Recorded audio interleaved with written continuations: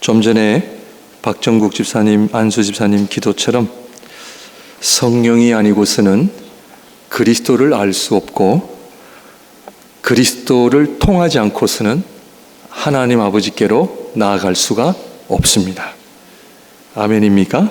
아멘. 영광이 성부와 성자와 성령께 영원 무궁하소서라고 고백하는 것은 함축된 하나님, 우리를 향한 하나님의 구원이 함축된 고백인데 결국 성령을 아셔야 신앙생활을 잘 하실 수가 있다는 말씀입니다. 그런데 오늘날 성령의 이해를 다 자기 마음대로 하고 있어요. 조금 신앙생활 하신다는 분들하고 얘기 나누면 요한계시록에 한 가지 예를 들어 전천년설과 후천년설이라는 것이 있는데 막 그런 이야기를 막 해요. 종말에 대한 이야기죠. 그러므로 그런 분들이 신앙생활을 적당히 하느냐? 그렇지 않습니다. 거의 모든 것을 올인해서 신앙생활 하시는데 그런 성령에 대한 이해를 가지고 있기 때문에 제가 그분에게 죄송하지만 성경을 다시 좀 배우셔야 됩니다. 제가 이 얘기 드리면 말씀을 들을까요? 안 들을까요? 안 듣습니다.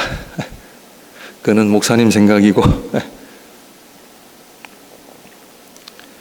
그러므로 사랑하는 성도님들, 저는 오늘이 마치 새해가 된 것처럼 얼마나 마음이 기쁘고, 그래서 오늘 주보 색깔도 제가 좀 아이보리 색깔로 저에게는 얼마나 기다려지는 날이고, 저는 마치 제 삶의 새로운 시작을 알리는 그런 날입니다. 왜냐하면 교회의 시작은 성령으로 시작되었고 성령 강림 주일이 얼마나 좋은지 몰라요? 그래서 우리 루트란 교회도 빨간색으로 다 이렇게 바꿨습니다. 사도행전에 예루살렘 교회 이야기를 많이 하시는데 예루살렘 교회는 금세 흩어지고 결국 사도행전의 핵심적인 역할을 한 교회는 예루살렘 교회가 아닙니다. 안디옥 교회입니다. 그래서 그 안디옥 교회를 통해서 우리 목양교회가 안디옥 교회처럼 되면 좋겠다, 그런 마음으로 말씀을 준비했습니다. 안디옥 교회는 1절에서 3절까지 아주 간단하게 설명을 하고 있는데 참 너무 귀한 교회요. 남미에 가면, 아르헨티나에 가면 안디옥 교회 2000년 역사를 이어온 교회가 있다고 주장하는 교회가 있습니다. 자기들이 사도행전 13장에 등장한 안디옥 교회의 후손들이래요. 그 전통을 지금까지 이어가고 있대요. 어마어마한 교회입니다. 네. 저희 교회도 안디옥 교회의 전통을 이어갔으면 너무 좋겠습니다. 아멘입니까? 아멘. 첫 번째로 안디옥 교회는 2절 말씀을 보게 되면 주를 섬겨 금식할 때에 안디옥 교회는 주님을 섬기는 교회였습니다. 사랑하는 성도님들, 교회는 주님의 교회입니다. 목회자의 교회도 아니요, 장로님들의 교회도 아니고 이 교회 창립 멤버들이 주인인 교회도 아닙니다. 이 교회는 우리 주 예수 그리스도이심을 믿습니다. 그러므로 이 지상에 존재하는 그 어떤 교회에 대해서도 우리는 조심해야 됩니다. 어느 교회를 향하여 함부로 우리가 비난하거나 비판하거나 크든 작든 조심해야 됩니다.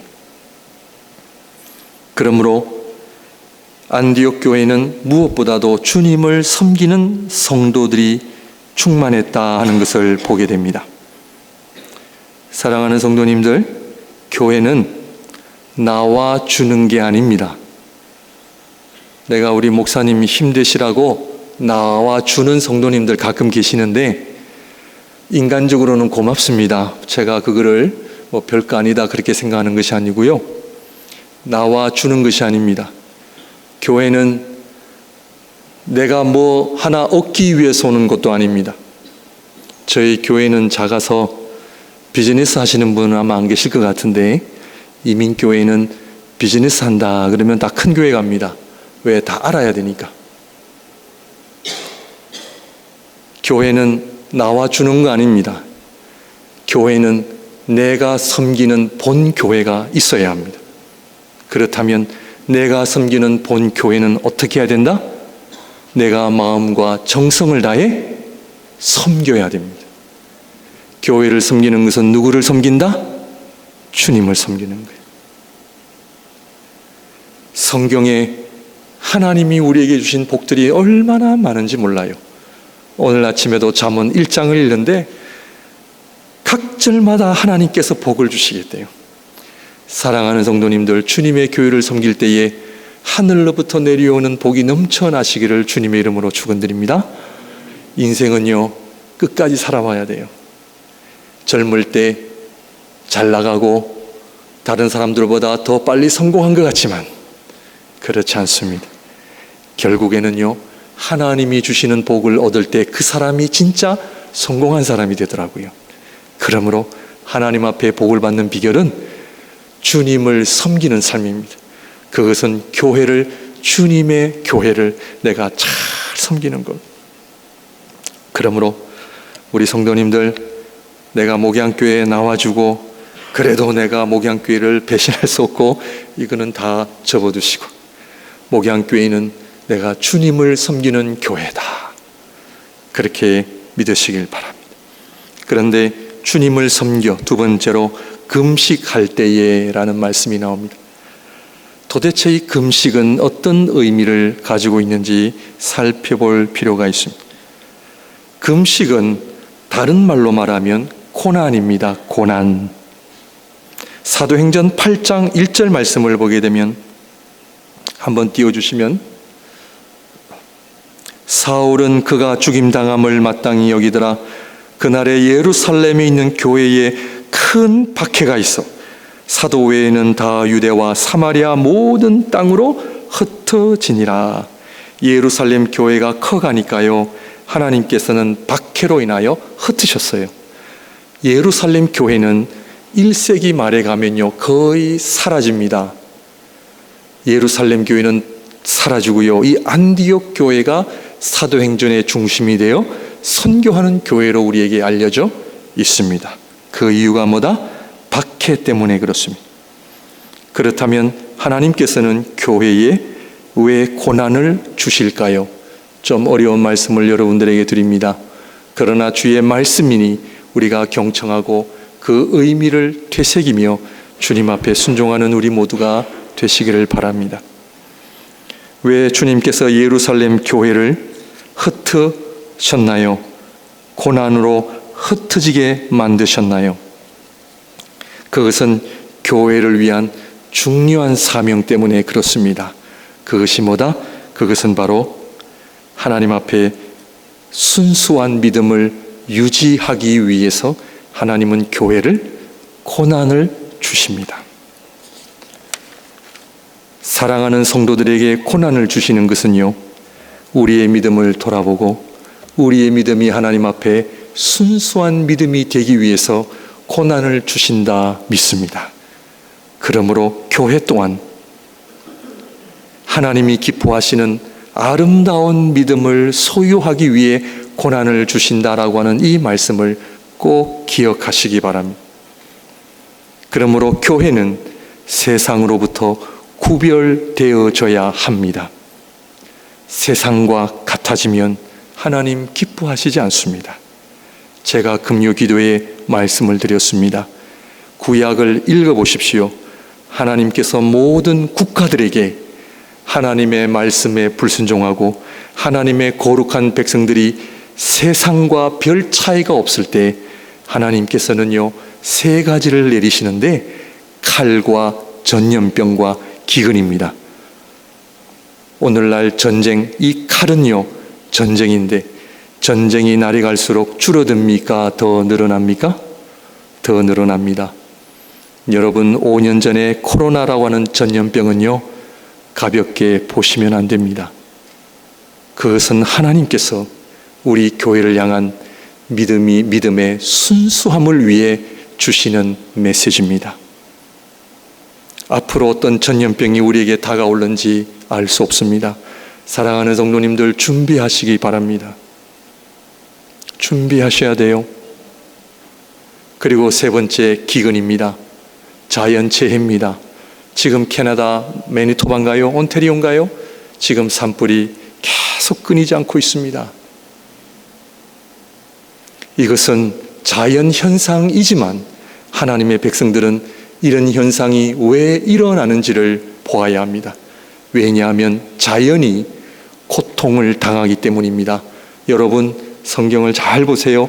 자연이 고통을 당하면요 인간은 그 고통을 다시 똑같이 겪게 되어 있다는 걸 알아야 합니다. 남의 일이 아닙니다. 우리하고는 상관이 없는 일이 아닙니다. 그러므로 우리는 영적인 자들로 지금 세상에 일어나는 현상들을 통해 하나님께서 우리 교회를 향한 중요한 메시지를 주고 계심을 우리는 알아야 합니다.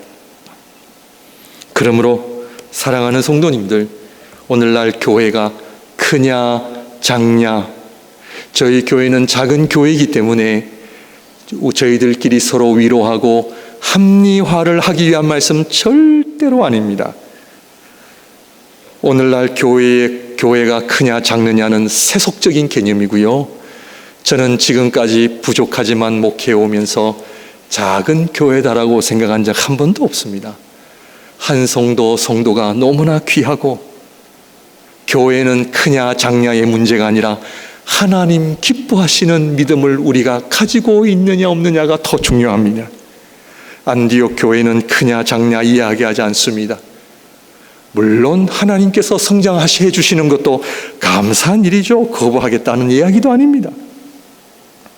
그러므로 성도님들, 우리 교회가 크냐 작냐, 그것보다 더 중요한 것은 오늘 목양교회는 안디옥 교회처럼 하나님이 원하시는 믿음의 아름다운 순수함을 지키고 있는가, 세상과 구별된 거룩한 교회로 나아가고 있는가.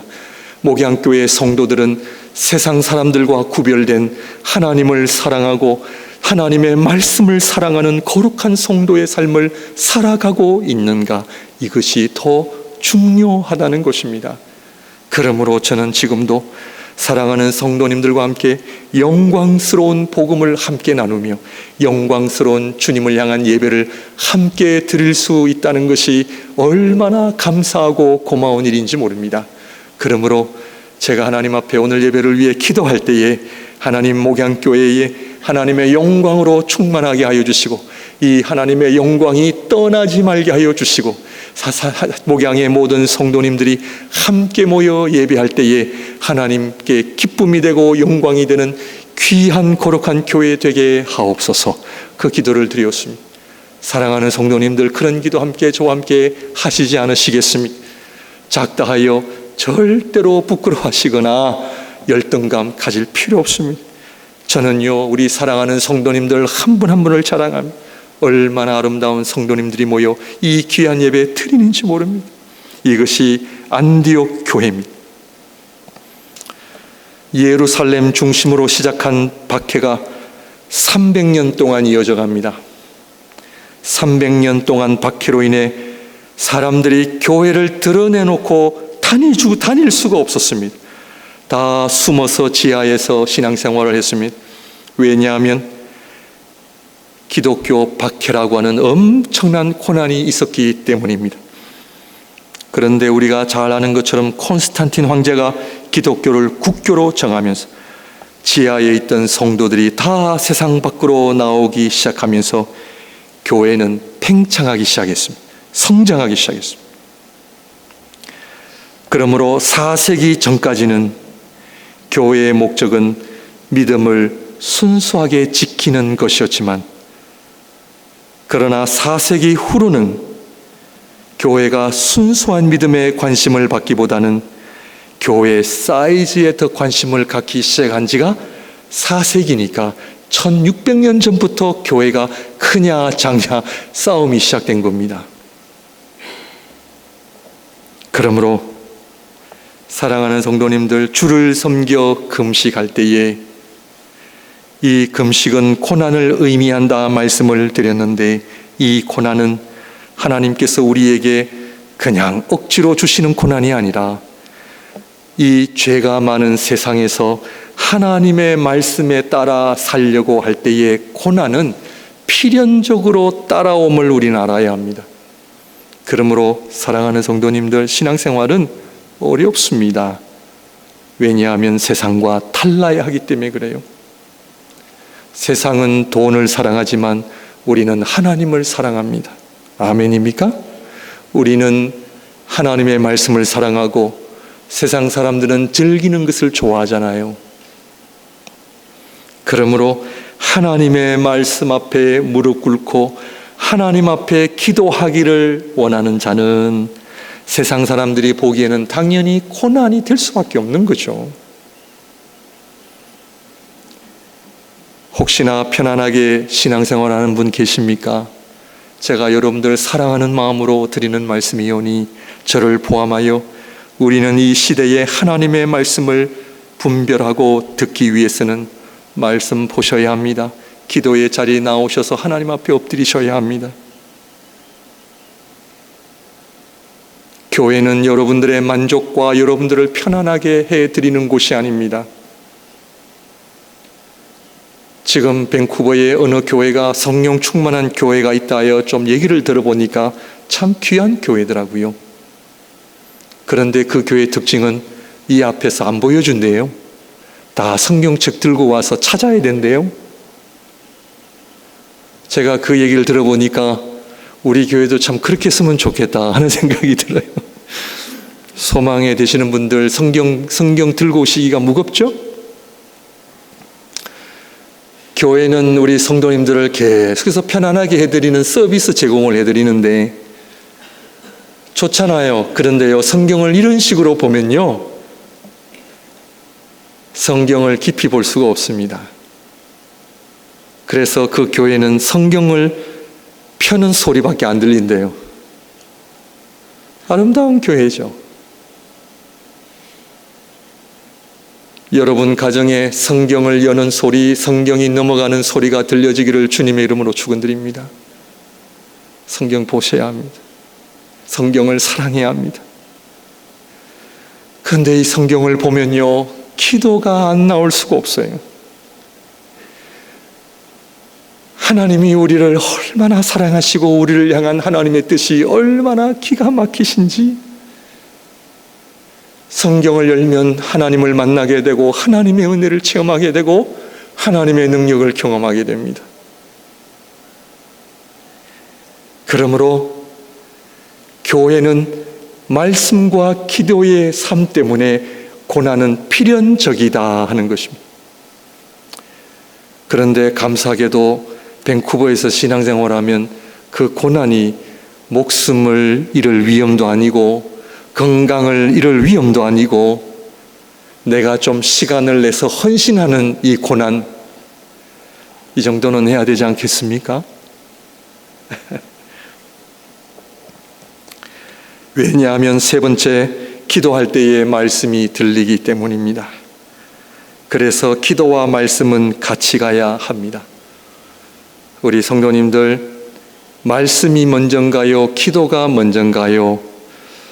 아주 애매한 질문인데 제 생각에는 기도가 먼저입니다. 기도가 먼저 나오셔야 합니다. 여러분의 마음이 옥토밭이 돼야 그 말씀의 능력과 열매를 맺지, 마음이 가시밭, 돌밭, 걱정, 염려가 가득하면요, 그 말씀은 뿌리를 내릴 수 없고 열매를 맺을 수가 없습니다. 그러므로 이민생활에 오시면서 힘든 일, 사람 관계로 인하여 우리의 마음이 상한 게 얼마나 많이 있나요? 이거 다 하나님 앞에 치유가 되시길 바랍니다. 그래서 하나님의 말씀이 다시 한번 들려오시기를 주님의 이름으로 축원드립니다. 다시 한번 성경을 여는 역사가 일어나시기를 바랍니다. 그러므로 하나님의 말씀은요, 편안한 자리나 침대에 누워서 하나님의 말씀이 들리지 않습니다. 안디옥 교회는 주를 섬겨 금식할 때에 이 말씀은 주를 섬길 때에 다가오는 고난 속에 그들은 기도를 했다라는 것입니다. 그러므로 교회는요, 고난이 찾아오면 기도하게 되고요, 우리에게 갑작스러운 고난이 오면 기도하게 되는 것 복입니다. 그때에 안디옥 교회는 비로소 하나님의 말씀을 들었다라는 것입니다. 그러므로 주를 섬겨 금식하며 기도할 때에 성령께서 주시는 말씀을 들었다 하는 것이 안디옥 교회를 요점하는 그런 정리가 될 것 같습니다. 그러므로 고난이 있습니까? 기도하시기를 바랍니다. 아픔이 있습니까? 기도하시기를 바랍니다. 어려움이 있습니까? 기도하시기를 바랍니다.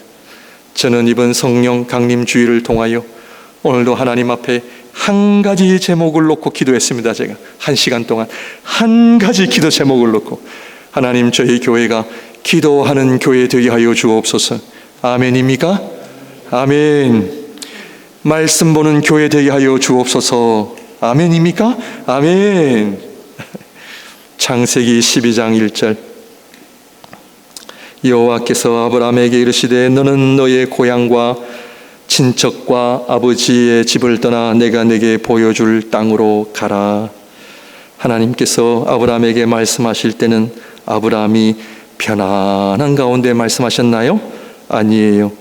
창세기 11장 마지막 부분에 보게 되면 누구는 누구를 낳고 누구는 누구랑 결혼하여 누구를 낳고 누구는 누구를 낳고 99명이 자녀를 낳았는데 아브라함은 뭐가 없더라?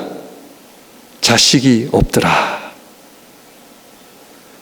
성경은 아브라함이 고난에 있음을 의미합니다.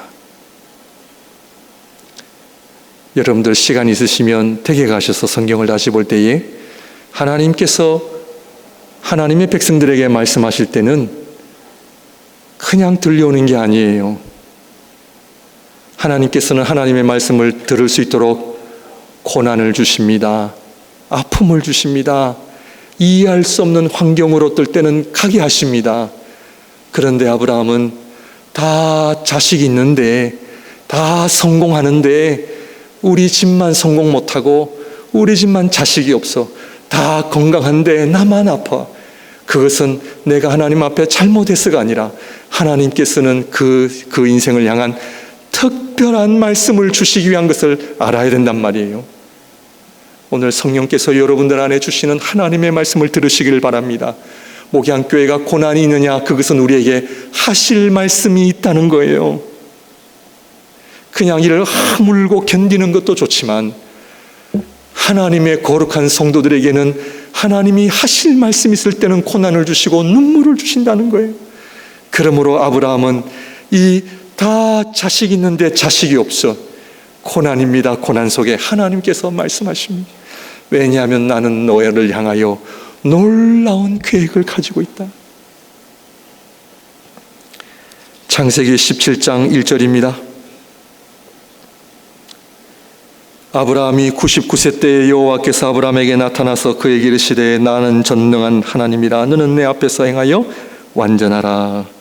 하나님께서 아브라함에게 99세 때에 나타나셔서 말씀하시는데 창세기 16장 마지막 절에 어떤 말씀이 있냐면 하갈이 아브라함에게 이스마엘을 낳았을 때에 아브라함이 몇 세였더라? 86세였더라. 하나님께서 아브라함에게 나의 약속을 기다리라 그렇게 말씀하셨는데 아브라함은 기다리지 못하고 하갈을 통해 이스마엘을 낳았습니다. 잘했어요? 잘못했어요? 잘했어요? 잘못했어요? 잘못했어요. 86세에 이스마엘을 낳고 곧바로 창세기 17장 1절에 99세 때에 하나님이 나타나시니까 하나님께서 몇 년 동안 침묵하세요? 13년 동안 침묵하십니다.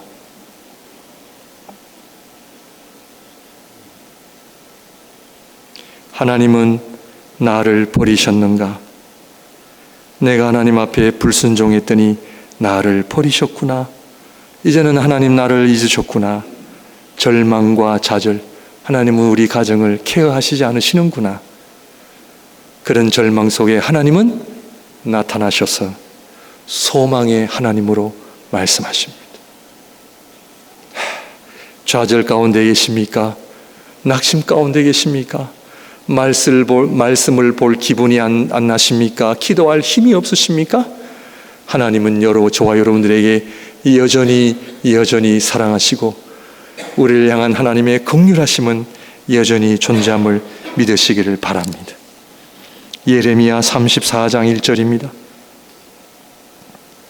바벨론의 느부갓네살 왕과 그의 모든 군대와 그의 통치하에 있는 땅의 모든 나라와 모든 백성이 예루살렘과 그 모든 성읍을 칠 때에 말씀이 여호와께로부터 예레미야에게 임하여 이르시되, 하나님의 말씀이 예레미야에게 언제 왔나요? 언제 왔습니까?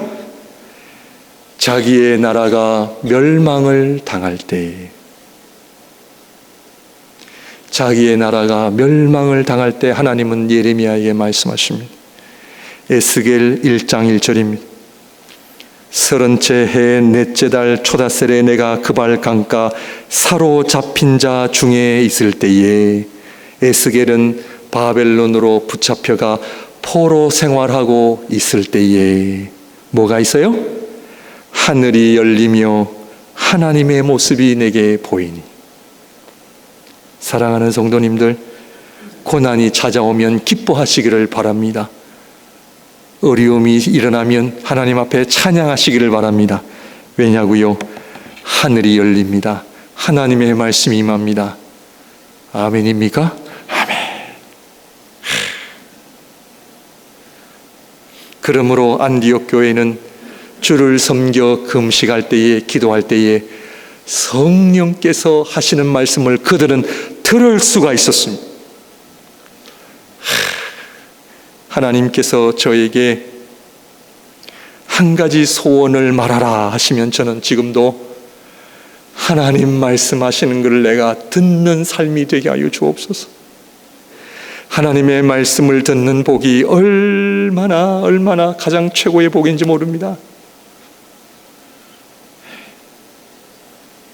그러므로 여러분이 휴대폰 될 수 있으면 멀리 하시고 하나님께 집중하시기를 바랍니다.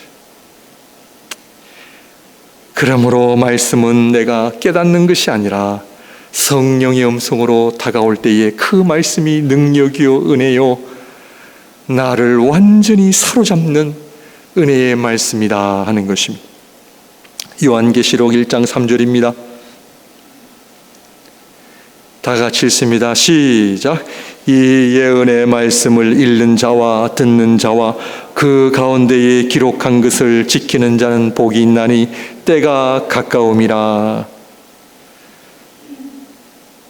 요한계시록의 이 예언의 말씀을 읽는 자와, 읽는다는 것은 공부하는 것을 의미하고요, 듣는다라는 것은 기도를 의미하고요, 그 가운데에 기록한 것을 지키는 자는 순종을 의미합니다. 이 요한계시록 1장 3절의 말씀을 그대로 순종한 교회가 안디옥 교회예요. 지금도 이루 말할 수 없는 엄청난 많은 교회가 이 지상에 존재하지만 우리 목양교회는 하나님의 말씀을 읽고 듣고 순종하는 교회가 되기를 주님의 이름으로 축원드립니다. 에베소 교회를 향한 하나님의 말씀 볼까요? 요한계시록 2장 7절. 귀 있는 자는 성령이 교회들에게 하시는 말씀을 들을지어다. 요한계시록의 7교회는, 요한계시록 강의를 제가 한 5분 만에 제가 정리해 드릴 테니까 잘 들으시면 요한계시록 오늘 마스터합니다. 요한계시록의 7교회를 향한 메시지인데 7이라고 하는 숫자는 완전 숫자예요. 그래서 완전 숫자는 모든 교회를 의미합니다. 그래서 7교회예요. 그래서 그 촛대도 7개예요. 그래서 일곱 교회를 향한 하나님이 주시는 말씀을 들으시길 바랍니다. 귀 있는 자는 성령이 교회들에게 하시는 말씀을 들을지어다. 이기는 그에게는 내가 하나님의 나군에 있는 생명나무의 열매를 주워 먹게 하리라. 아멘입니까? 아멘. 말씀을 듣고 순종하는 것이 쉬워요, 어려워요? 쉬우면 주님께서 이기는 그에게는 이 표현을 쓰실까요, 안 쓰실까요? 안 쓰시죠? 성도님들, 신앙생활은 전쟁입니다. 말씀을 듣는 자들은 많은데 공부하지 않고 순종하는 것은요, 다른 문제입니다.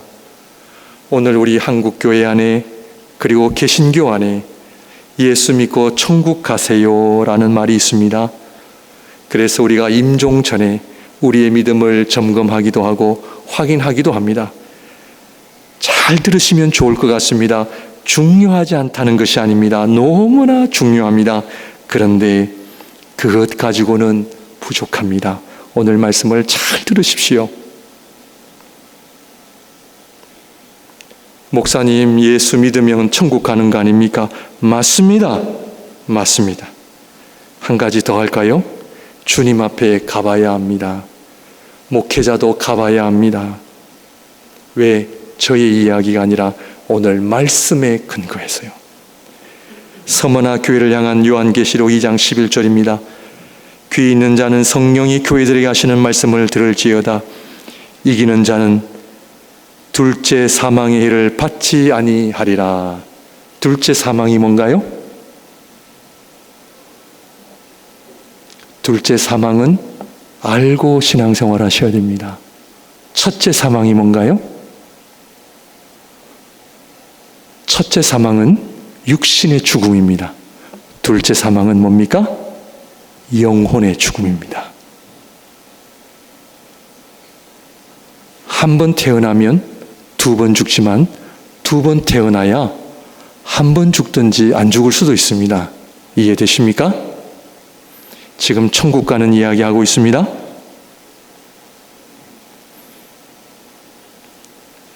에베소 교회를 향하여 생명나무의 열매를 먹어야 영생합니다. 두 번째, 둘째 사망의 해를 받지 않는다는 것은 영혼의 죽음, 심판이 없다는 겁니다. 심판 면제입니다. 왜냐하면 그리스도를 믿지 않으면 다 심판받아야 됩니다. 버가모 교회 다 같이 읽을까요? 2장 17절입니다. 시작. 귀 있는 자는 성령이 교회들에게 하시는 말씀을 들을지어다. 이기는 그에게는 내가 감추었던 만나를 주고 또 흰 돌을 줄 터인데 이 돌 위에 새 이름을 기록한 것이 있나니 받는 자 밖에는 그 이름을 알 사람이 없느니라. 이 돌은요, 천국의 이름표와 같아요. 그 돌에 내 이름이 적혀 있어. 명패예요.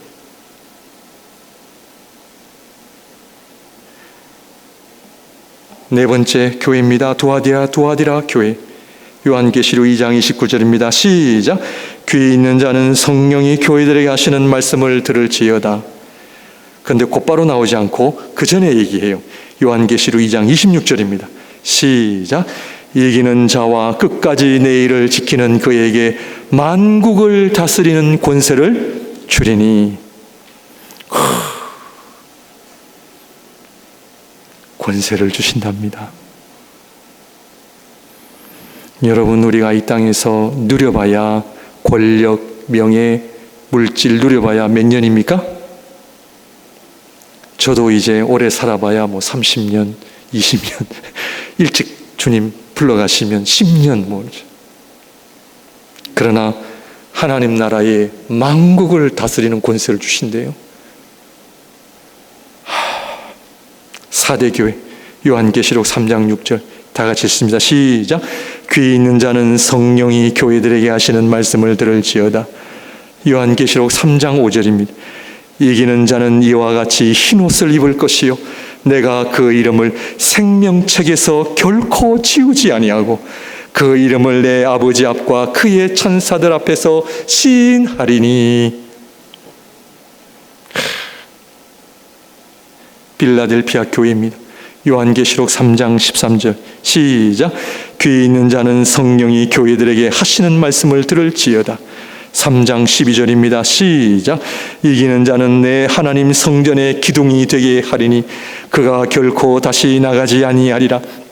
내가 하나님의 이름과 하나님의 성 곧 하늘에서 내 하나님께로부터 내려오는 새 예루살렘의 이름과 나의 새 이름을 그의 위에 기록하리라.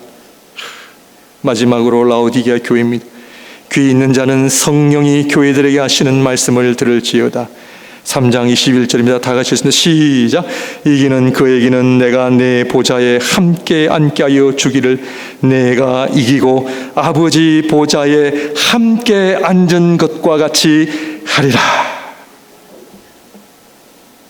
마지막에는요, 이기는 그에게는 내가 이 땅에서 이기고 아버지 보좌 앞에 함께 앉는 것처럼 너희도 내 옆에 앉으리라. 이 말씀을 읽는데 어떻게 목양교회가 성령이 주시는 말씀을 듣는 일에 내 삶을 안 드릴 수 있습니까?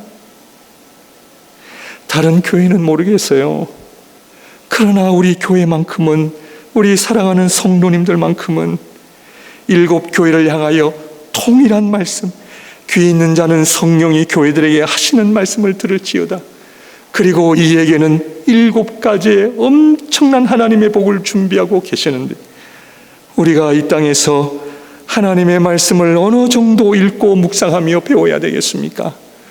사랑하는 성도님들, 교회에서는요, 제일 귀한 것, 이 세상에서 가장 값진 것, 말씀을 배우고 기도하는 일입니다. 그런데 교회가 이 성령에 충만하지 아니하면 우리는 다른 것 하느라 바쁩니다. 다른 데 신경을 하고 다른 데 집중을 합니다. 사랑하는 성도님들, 이 교회는 말씀 배우는 곳이요, 하나님 앞에 기도하는 곳입니다. 그러므로 다시 한번 여러분들의 심령을, 여러분들의 믿음을 점검하시면서 기도를 잃어버리셨습니까? 기도의 열정을 잃어버리셨습니까? 말씀의 열정을 잃어버리셨습니까? 아유, 목사님 해보니 안 되잖아요. 그거는 제 얘기가 아닙니다.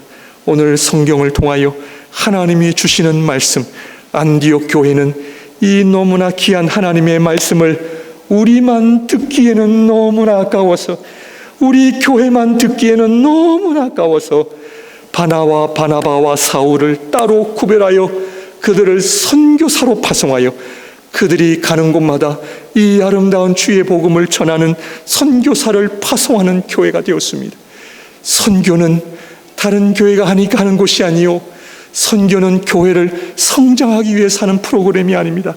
선교는 하나님이 주신 말씀이 너무나 복되고 귀하기 때문에 내가 만나는 사람, 내가 가까이 지내는 사람들, 이 하나님의 말씀을 나누지 않으면, 전하지 않으면 견딜 수 없는, 예레미야는 그가 하나님의 말씀을 전할 때에 핍박과 고난이 왔지만 그러나 그가 하나님의 말씀을 전하지 않으면 내 속에 불이 붙는 것 같이 느껴져 하나님의 말씀을 전할 수밖에 없다라고 하는 간절한 간증처럼, 사랑하는 성도님들, 교회가 크든 작든 그것은 중요하지 않습니다.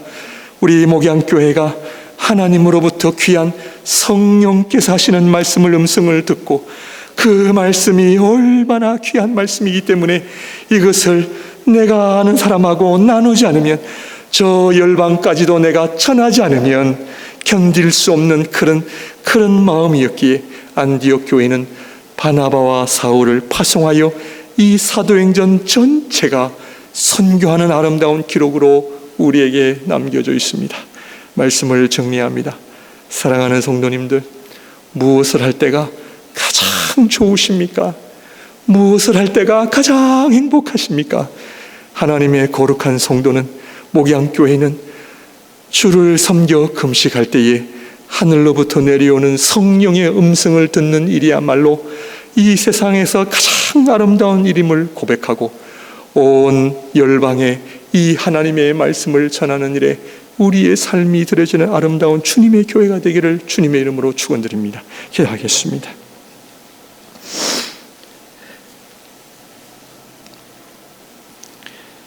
하나님, 이 아름다운 말씀이 주님의 살과 피가 되어 우리에게 성찬으로 다가오게 하심을 너무나 감사합니다.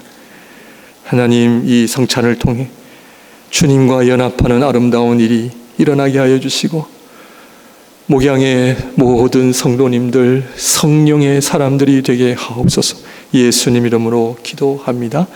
아멘. 우리 220